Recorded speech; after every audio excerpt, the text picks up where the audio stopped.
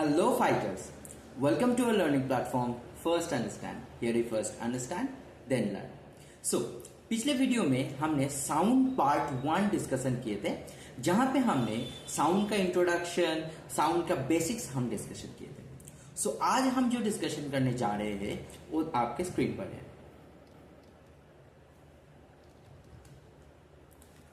सो आज का जो टॉपिक है वो किसके ऊपर है? वो है sound wave and longitudinal waves. Second topic frequency and time period. So first topic में हम क्या डिस्कशन करेंगे कि साउंड वेव क्या है, लॉन्गिट्यूडिनल वेव क्या है, साउंड वेव के साथ लॉन्गिट्यूडिनल वेव का रिलेशन क्या है. सेकेंड टॉपिक में frequency and time period discussion करेंगे. थर्ड टॉपिक में एम्पलीट्यूड रिलेटेड डिस्कशन करेंगे. फोर्थ टॉपिक है relation between frequency and amplitude. And last topic of the day is characteristics of the sound. So let's begin the session. So our first topic, sound wave and longitudinal wave. First of all, हम पिछले video में ही discussion किए थे कि sound wave क्या है. Sound first of all एक wave की तरह बिहेव करता है. ठीक है, साउंड एक वेव की तरह चलता है. और क्या करता है साउंड मीडिया डिपेंडेंट है. हम डिस्कशन किए थे कि लाइट मीडिया इंडिपेंडेंट है एंड साउंड मीडिया डिपेंडेंट है. अगर आप वो वीडियो नहीं देखे तो प्लीज जाके पिछला वीडियो देखिए, फिर उसके बाद ये वीडियो देखिए, तो आपको ठीक से समझ में आ जाएगा.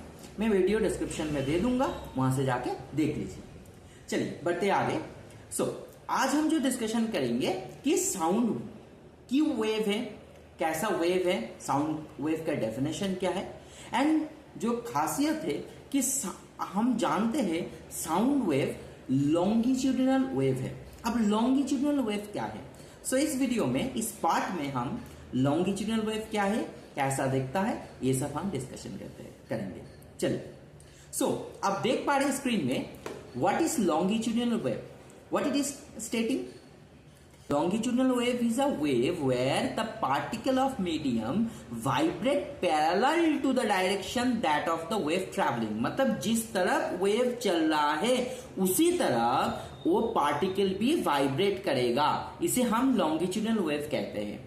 Now why sound wave is a longitudinal wave? अब साउंड को क्यों लॉन्गिट्यूडिनल वेव कहते हैं? देखिए क्या बोल रहा है. Because particles of the medium through which the sound is transported, मतलब जिस मीडियम से साउंड ट्रांसपोर्ट हो रहा है, vibrate parallel to the direction, उसी डायरेक्शन में पैरेलली वो वाइब्रेट कर रहा है in which sound wave moves, जिस तरफ साउंड वेव मूव कर रहा है.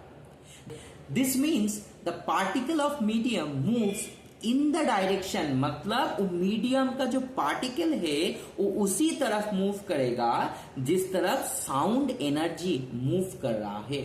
Now due to this longitudinal vibration, इस लॉन्गिट्यूडिनल वाइब्रेशन के कारण द कॉम्प्रेशन और rarefaction of sound have been created. अब सर एक कॉम्प्रेशन एंड रेयरफैक्शन क्या है? अब देखिए यहां पे एक साउंड वेव है, देख पा रहे आप कैसे साउंड चल रहा है.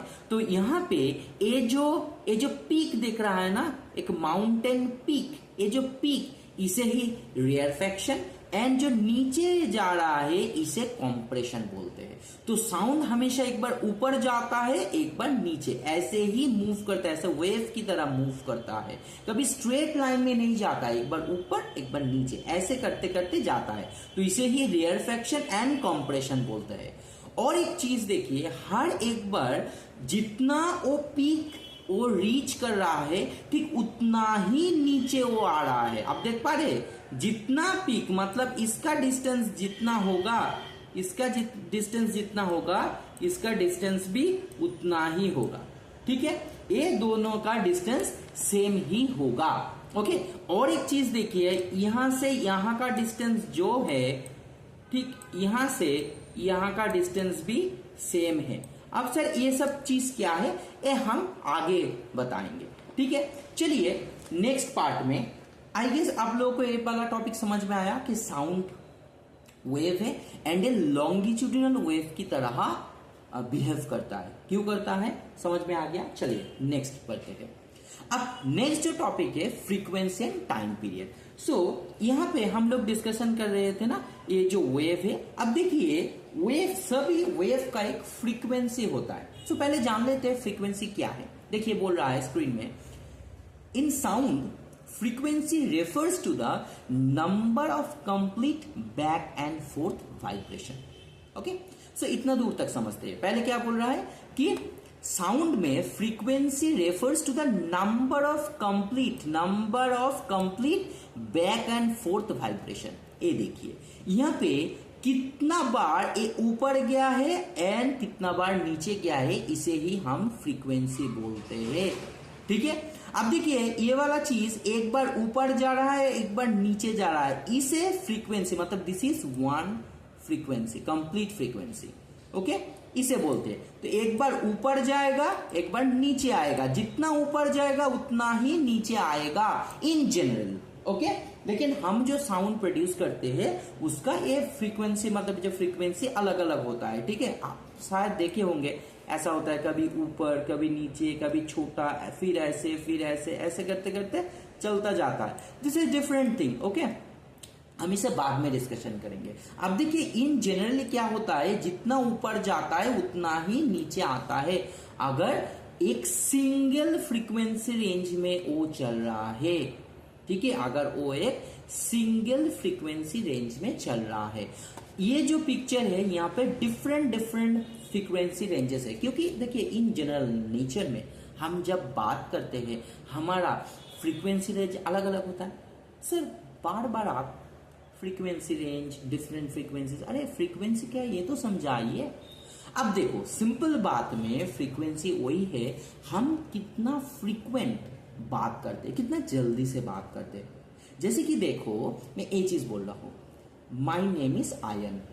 ओके, नाउ इसे मैं ऐसे भी बोल सकता हूं, माई नेम इज आयन। मैं ऐसे भी बोल सकता हूं, माई नेम इज आयन। सो हम लाउड, मतलब कितना जोर बोल रहे हैं ये हम नेग्लेक्ट करेंगे। सिर्फ इसमें ध्यान दो, एक बार मैं ऐसे बोल रहा हूं माई नेम इज आयन, एक बार बोल रहा हूं माई नेम इज आयन। सो दोनों में डिफरेंस क्या आया? फर्स्ट जो मैं सेंटेंस बोला माई नेम इज आयन, वहां पे क्या हुआ, मैं बहुत जल्दी बोल दिया, मतलब जो टाइम लगा वो सेंटेंस कंप्लीट करने के लिए वो बहुत कम है। और दूसरे सेंटेंस, मतलब दूसरा बार जो बोला माई नेम इज आयन, यहां पे देखो सेम सेंटेंस है लेकिन ये टाइम ज्यादा लग रहा है। So this is the frequency. Frequency मतलब एक साउंड कितना फ्रीक्वेंट है, कितना फास्ट है, वो जो साउंड, जो पार्टिकल मूव कर रहा है ना, कितना फास्ट मूव कर रहा है। ठीक है, ये वेलोसिटी से भी रिलेटेड है, लेकिन frequency is a different thing. Okay, लेकिन तुम समझने के लिए ऐसे समझ सकते हो कि कितना वो फास्ट है, कितना फ्रीक्वेंट है, उसे हम फ्रीक्वेंसी बोलते हैं। ओके, सो देखो अब यहां पे क्या बोल रहा है, तो फिर से हम डेफिनेशन में आ जाते हैं। Frequency refers to the number of complete back and forth, मतलब एक टाइम फ्रेम पकड़ लेते हैं। ये जो टाइम फ्रेम है, लेट से ए 1 मिनट है।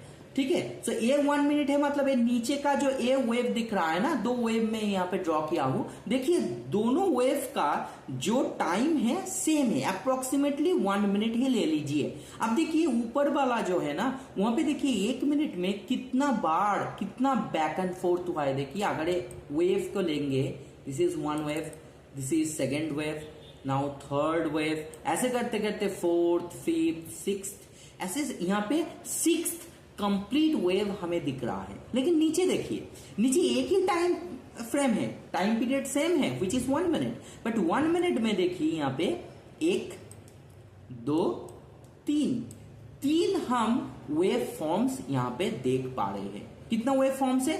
3 ही वेव फॉर्म्स देख पा रहे हैं, लेकिन सेम टाइम फ्रेम में। लेकिन प्रीवियसली क्या हुआ, एक ही मिनट में हम 6 वेव फॉर्म्स देख पा रहे हैं।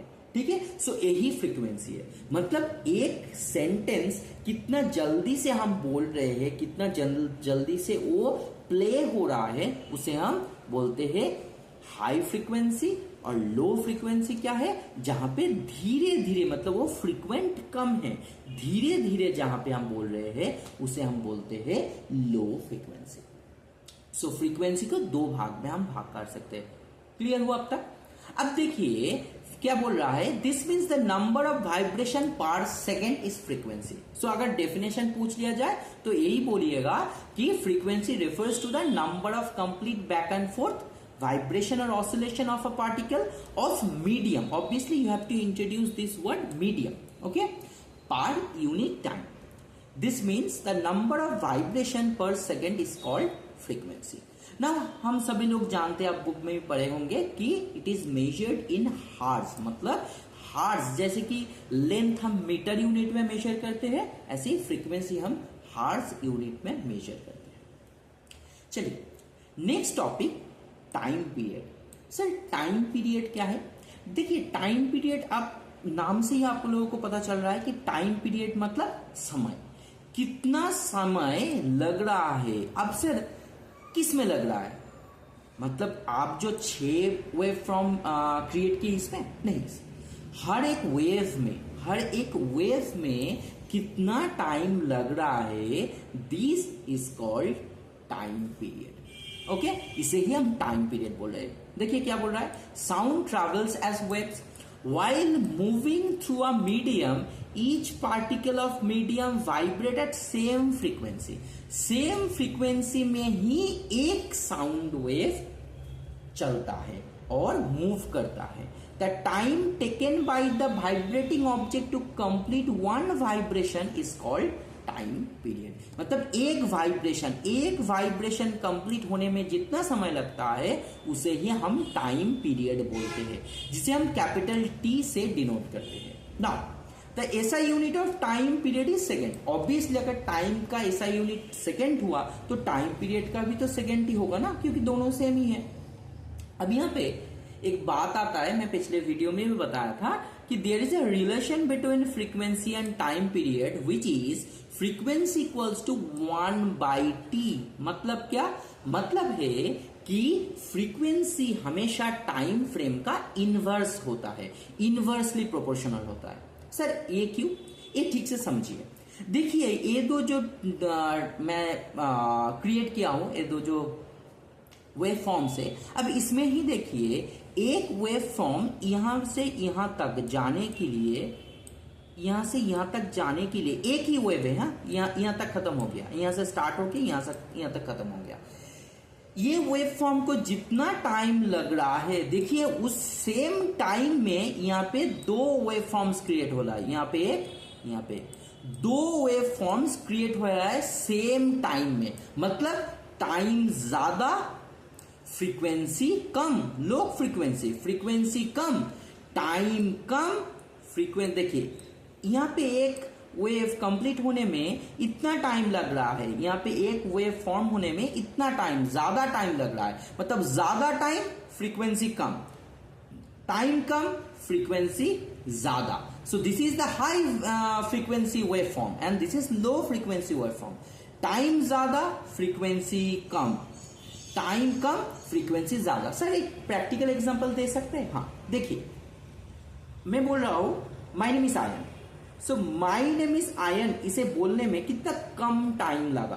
कम टाइम में मैं ज्यादा सेंटेंस, ज्यादा वर्ड कंप्लीट कर रहा हूं, इसे हम बोलते हैं हाई फ्रीक्वेंसी। बहुत जल्दी से बोल रहे हैं, फ्रीक्वेंसी ज्यादा है, हाई फ्रीक्वेंसी। कम टाइम, हाई फ्रीक्वेंसी। ज्यादा टाइम, कम फ्रीक्वेंसी। जैसे कि माई नेम इज आयन, इसमें देखिए कितना ज्यादा टाइम लग गया, सो इसलिए फ्रीक्वेंसी कम। So frequency is inversely proportional to the time. I guess आपको समझ में आ गया। चलिए नेक्स्ट टॉपिक में बढ़ते हैं। अच्छा, नेक्स्ट टॉपिक में हम एम्पलीट्यूड पढ़ेंगे। सो एम्पलीट्यूड में जाने से पहले एक चीज आपको बता देता हूं, विच इज वेवलेंथ। अब देखिए वेवलेंथ क्या है, ये हमने नहीं बताया। देखिए वेवलेंथ मतलब एक wave form, complete wave form, जहां पे एक पीक होगा, एक रेयरफैक्शन होगा, एक कंप्रेशन होगा। सो इसका जो लेंथ है उसे ही हम बोलते हैं वेवलेंथ। मतलब एक वेव का, ये देखिए ये एक वेव है, ये वेव का एक कंप्लीट वेव यहां पे खत्म हो गया। ठीक है, एक कंप्लीट वेव का जो लेंथ है उसे हम बोलते हैं वेव लेंथ। ठीक है सर, इस चीज से एक चीज हमको समझ में आ रहा है, क्या है सर?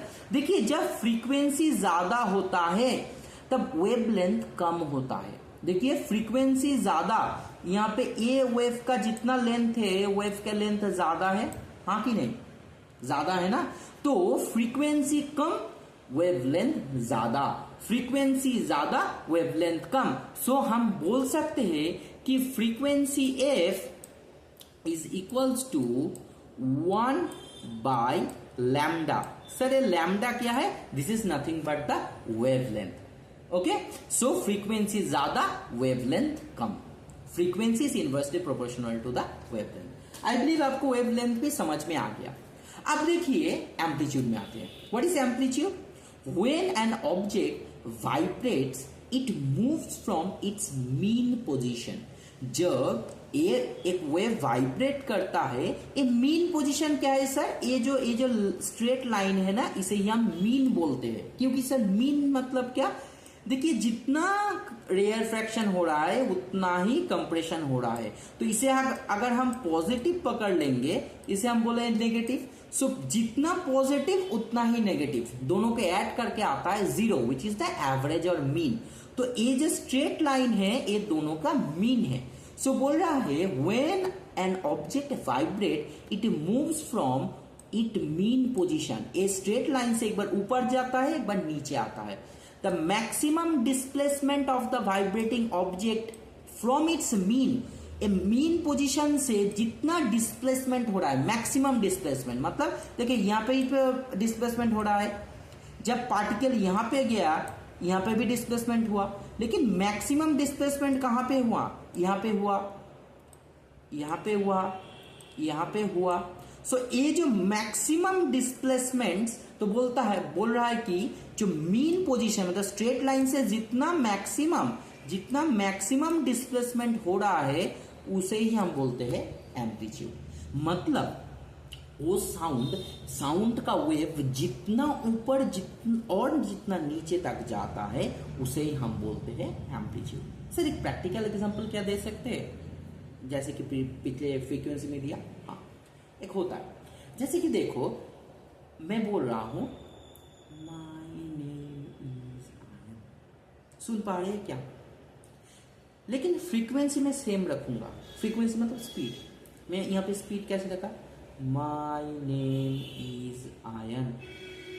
सो यहां पे जो फ्रीक्वेंसी रेंज है वो सेम फ्रीक्वेंसी रेंज में इस्तेमाल करूंगा। यहां पे माय नेम इज आयन, दोनों में डिफरेंस क्या आया? एक में फ्रीक्वेंसी रेंज देखिए दोनों का सेम है, लेकिन एक में बहुत धीरे में बोला, जो लाउडनेस है बहुत कम था, दूसरे में लाउडनेस ज्यादा था। So amplitude is nothing but that. जहां पे जब आप मतलब ज्यादा जोर से बात करेंगे, जब ज्यादा लाउड बात करते हैं तब ये जो पीक होता है ज्यादा ऊपर तक जाता है। ठीक है, अब जब धीरे धीरे बात करते हैं तो ऐसे पीक कम होता है।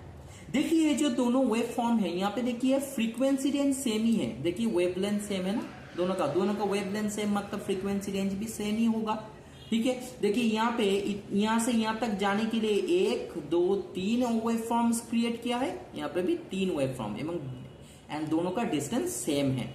ठीक है, सो दोनों सेम फ्रीक्वेंसी रेंज है लेकिन एम्पलीट्यूड अलग अलग है। दोनों का पीक देखिए, मैं यहाँ पे एक लाइन ड्रॉ किया हूं, ये लाइन से आपको पता चल जाएगा कि इसका जो पीक है इसका पीक इससे ज्यादा है, मतलब ये जो है ये लो एम्पलीट्यूड का है, इसका जो एम्पलीट्यूड है कम है। ओके, और इसका जो एम्पलीट्यूड है ज्यादा है। सो एम्पलीट्यूड को आप बोल सकते हैं कि लाउडनेस। ओके, चलिए शायद आई बिलीव आपको समझ में आ गया। एंड जो एम्पलीट्यूड है, देखिए हम बोल रहे थे कि मैक्सिमम डिस्प्लेसमेंट ना, मैक्सिमम डिस्प्लेसमेंट। सो डिस्प्लेसमेंट क्या है? डिस्प्लेसमेंट का यूनिट क्या है? मीटर है। Displacement is nothing but distance. So distance का अगर ऐसा यूनिट मीटर होगा, सो डिस्प्लेसमेंट का भी ऐसा यूनिट मीटर ही होगा, एंड एम्पलीट्यूड का भी मीटर ही होगा। सो द ऐसा unit of amplitude is metre. Now so आपका high amplitude, low amplitude clear हो गया आई बिलीव। चलिए नेक्स्ट टॉपिक के वो बढ़ते हैं। ये पेज ब्लैंक है, actually I have to draw this now. Relation between amplitude and frequency. Amplitude and frequency में रिलेशन क्या है? हम फ्रीक्वेंसी टाइम फ्रेम में और टाइम पीरियड में हमने रिलेशन निकाला, फ्रीक्वेंसी वेवलेंथ का रिलेशन निकाला। चलिए एम्पलीट्यूड का भी देखते हैं। सो एम्पलीट्यूड में हम क्या बोल रहे हैं कि देखिए यहां पे 4 हम वेव फॉर्म्स करेंगे। ओके, 4 वेव फॉर्म्स करेंगे। सो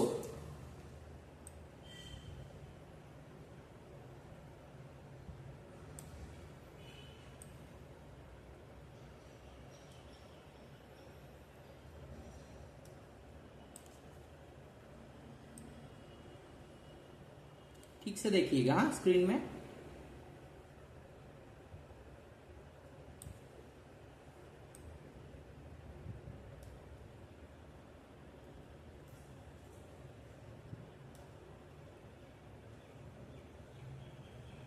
ये 4 वेव फॉर्म्स देख के आपको क्या कुछ समझ में आ रहा है? अगर आपने फ्रीक्वेंसी एंड एम्पलीट्यूड को अच्छे से समझ लिया है तभी आप इसको समझ पाएंगे। देखिए पहला जो है यहां पे देखिए, यहां से इसका जो डिस्टेंस है, लेट से इसका भी डिस्टेंस सेम ही है। ये जो नीचे का वेव फॉर्म है इसका भी डिस्टेंस सेम है। अगर डिस्टेंस सेम हुआ, एक चीज नोटिस कीजिए, यहां पे भी कितना 1.5, यहां से यहां तक एक वेव फॉर्म है और ये हाफ है। सो 1.5 वेव फॉर्म्स हुआ एंड यहां पे 1.5 वेव फॉर्म्स ही हुआ। सेम टाइम लगा, लेकिन यहां पे क्या हुआ, इसका जो मैक्सिमम डिस्प्लेसमेंट है इससे ज्यादा है, इससे मैक्सिमम डिस्प्लेसमेंट ज्यादा है। ओके, अब ये वाला चीज देखिए, लेट से इसका जो पीक है, इसका जो पीक है लेट से सेम ही है। ओके, इसका जो पीक से सेम ही अगर है, लेट से इसका पीक सेम है, ठीक है, यहां पे मैं ड्रॉ कर देता हूं, ऐसा है,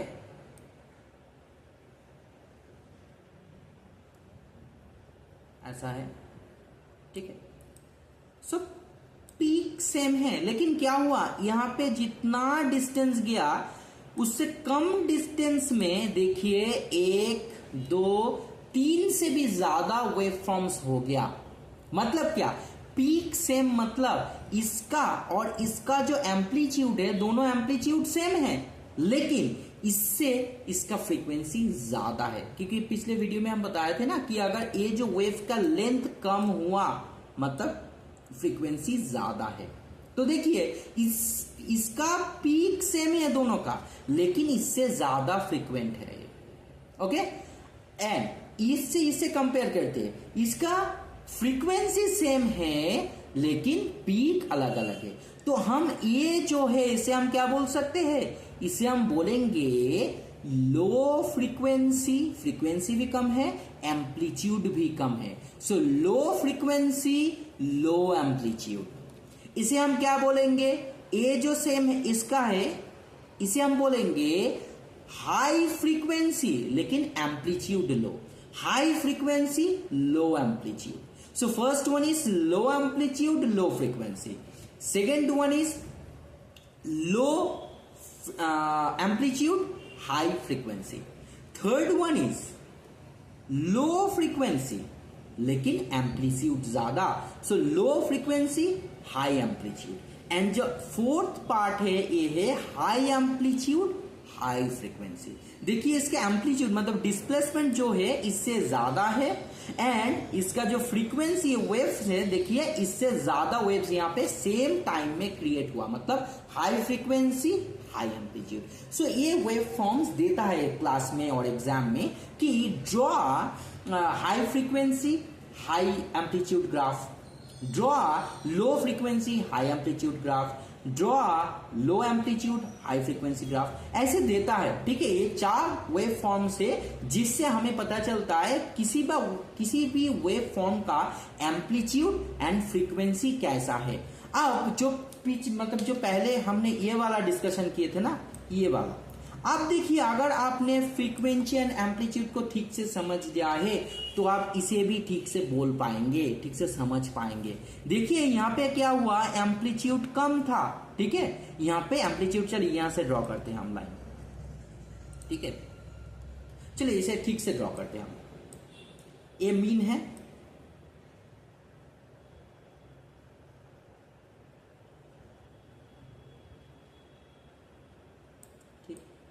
चलिए इसे डिस्कशन करते हैं। तो यहां पे क्या हुआ, यहां पे देखिए यहां पे क्या हुआ, हाई फ्रीक्वेंसी लो एम्पलीट्यूड, क्योंकि फ्रीक्वेंसी कम है, ये जो डिस्टेंस है ना कम है, मतलब हाई फ्रीक्वेंसी, लेकिन जो डिस्प्लेसमेंट है कम है, लो एम्पलीट्यूड। लेकिन यहां से क्या हो गया, यहां से देखिए जो फ्रीक्वेंसी है वो फ्रीक्वेंसी कम हो गया, मतलब वेव का जो डिस्टेंस है ज्यादा हो गया, मतलब फ्रीक्वेंसी कम लेकिन एम्पलीट्यूड ज्यादा। यहां पे देखिए यहां पे क्या हुआ, फ्रीक्वेंसी हाई एम्पलीट्यूड भी हाई, ठीक है। तो हम कोई भी वेव फॉर्म को देख के बोल सकते हैं उसका फ्रीक्वेंसी क्या है, एम्पलीट्यूड क्या है। आई बिलीव आपको ये जो frequency time period and amplitude है क्लियर हुआ। अगर नहीं हुआ प्लीज कमेंट करके बताइए, मैं फिर से इसे समझा दूंगा। और एक चीज कर सकते हैं आप, ये वीडियो को रिपीट देखिए, आई बिलीव आपको समझ में आ जाएगा।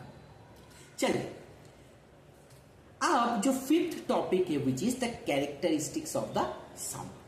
अब कैरेक्टरिस्टिक्स ऑफ द साउंड मतलब क्या, इस साउंड में अब तक हमने जो समझा, क्या क्या समझा, कि साउंड ऐसा हो सकता है, साउंड को हम धीरे धीरे, मतलब साउंड धीरे धीरे मूव कर सकता है, साउंड जल्दी जल्दी मूव कर सकता है, साउंड फास्ट, मतलब साउंड को जो एम्पलीट्यूड ज्यादा हो सकता है, मतलब लाउडनेस ज्यादा हो सकता है, कम हो सकता है।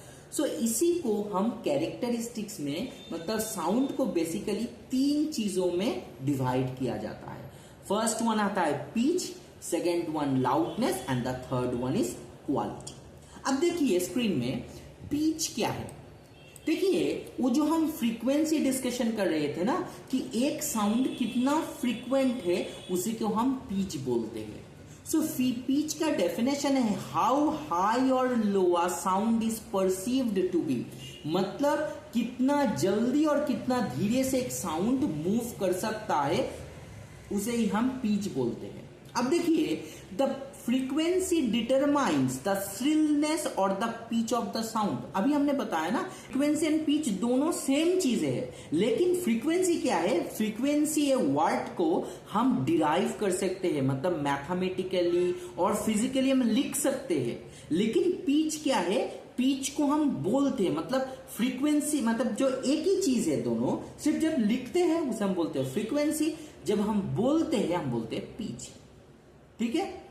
अब देखिए if the frequency of vibration is high then we can say that the sound is shrill. अब देखिए जब फ्रीक्वेंसी हाई होगा, हाई फ्रीक्वेंसी मतलब मैं जल्दी जल्दी बोल रहा हूं, माय नेम इज आयन, यहां पे क्या होता है, तब वो साउंड श्रील होता है, मतलब सुनने में कान में लगता है, श्रील होता है, मतलब पिच हाई है। हाई फ्रीक्वेंसी हाई पिच दोनों सेम ही चीज है, सिर्फ बोलने में। जब हम बोल रहे हैं, जैसे मैं बोल रहा हूं माय नेम इज आर्यन, तो जब मैं बोलूंगा मेरा फ्रीक्वेंसी ज्यादा है, और अब ये भी बोल सकते हैं कि मेरा पिच ज्यादा है, पिच ज्यादा है, ठीक है, मैं ज्यादा जल्दी से बोल रहा हूं। और ये पिच सुनने में, मतलब हाई पिच मतलब श्रील होता है, कान में लगता है। लेकिन अगर आप धीरे धीरे बोले, जैसे कि मैं अगर धीरे धीरे बोलूं कि माय नेम इज आयन, सुनने में अच्छा लगता है, मतलब pitch come, low pitch, low frequency, that means सुनने में अच्छा, this is not Srila, okay, smooth sound. Now एक एग्जाम्पल भी आपके बुक में दिया हुआ रहता है कि when a baby speak it has high frequency. Sir यही एग्जाम्पल क्यों आपने उठाया, क्योंकि कभी फिल इन द ब्लैंक्स में दे देता है कि बेबी का जो साउंड होता है, स्मॉल बेबी का, वो क्या हाई फ्रीक्वेंसी होता है या लो फ्रीक्वेंसी होता है। सो हाई फ्रीक्वेंसी होता है, एंड हाई फ्रीक्वेंसी मतलब उसका पिच भी ज्यादा होता है, पिच ज्यादा मतलब Srila sound, okay, Srila sound होता है वो। चलिए अब बढ़ते हैं लाउडनेस।